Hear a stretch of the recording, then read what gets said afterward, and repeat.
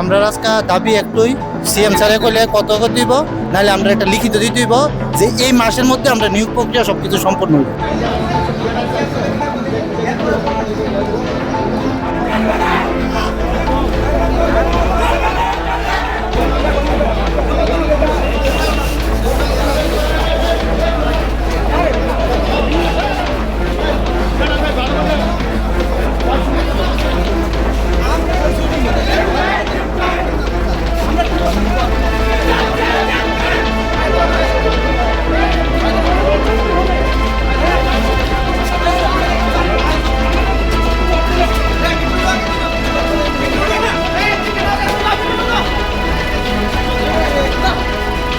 আইছে আমাদের যে প্রসেসটা ফায়ার সার্ভিস রিক্রুটমেন্টটা 2022 সালে শুরু হয়েছে, আজকে 5 বছর হয়ে যাচ্ছে, কিন্তু রিটেন এক্সাম একবার দেওয়ার পরেও রিটেন এক্সামটা 4 বছর পরে এটা আবার ক্যান্সেল করা হয়েছে।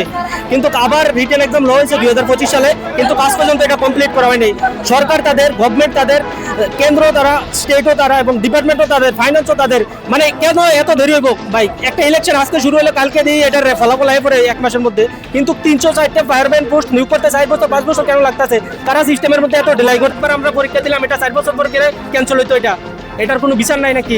বারবার আমরা পরীক্ষা দিব আর তারা কয়েকদিন পরে পরে অস্বচ্ছতার দোষ দিয়ে ক্যান্সেল করে দিব। ভাই এটা তো হইতে পারে না। একটা আজকে আমরা মাননীয় মুখ্যমন্ত্রী সিএম স্যারের কাছে আইছি যে আমরা এই দাবিটা খুব শীঘ্রই যাতে এই মাসের মধ্যে আমরা চাই আমরা কমপ্লিট করাই দেবো।